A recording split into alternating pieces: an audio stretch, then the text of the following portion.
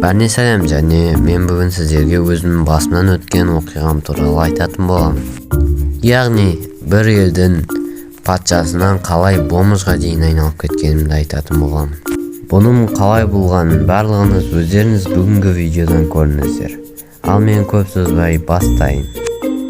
Мен өз көңілімді көтеріп, жаңа мир ашып ожыға жеткім келді.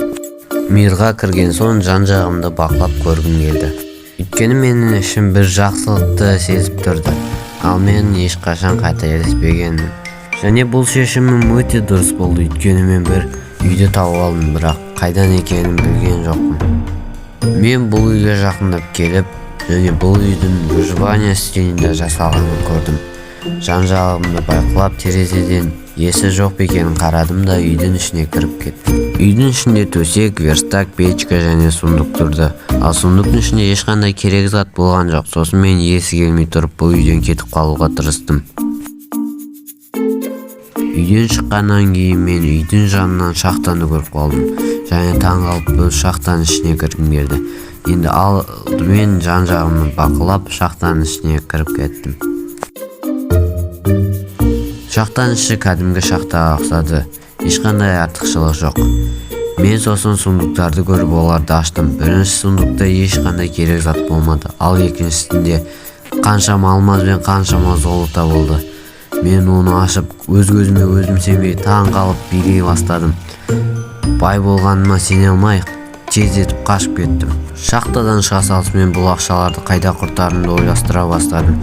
Өзімнің патшалығымды жасағым келіп жүгіріп кеттім.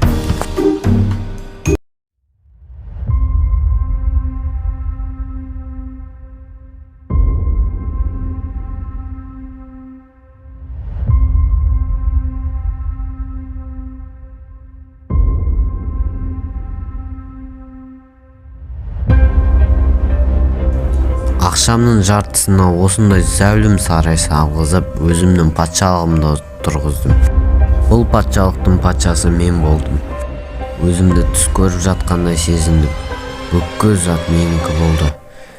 Зәулім сарай, күшті төсек, өзімнің үлкен бөлмем, қаншама ақшам, барлығы болды менде. Мен барлық ақшаларымды армансыз кетіре бердім. Ойланбадым, қалағанымды ала бердім. Бірақ мен бұл патшалықтағы зәулім сарайдағы құпия складқа келіп, бүкіл ақшаларымды, картастарымды, бүкіл байлығымды жинап салып қоятынмын. Ол бір стеклоның артында жасырын тұратын. Мен өз заттарыма сеніп бүкіл заттарымды қорғансыз қалдыратын болған.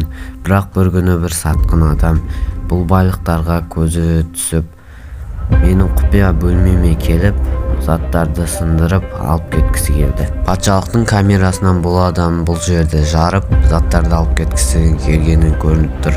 Бірақ бұл адам бұлай жасаса, заттардың бәрінен айырылатынын түсініп, олай жасамай тек қана заттарды алып қашып кеткісі келген болатын. Сосын ол дәл солай істеді. Терезені сындырып, бүкіл заттарды алып кетті. Мен бұл комнатаға келіп, терезенің сынық екенін көріп, заттарынан айырылғанын түсініп ашуландым. Және сіздерге айтар затым, мен сияқты бомж болғыларыңыз келмесе, заттарыңызға ие болыңыздар.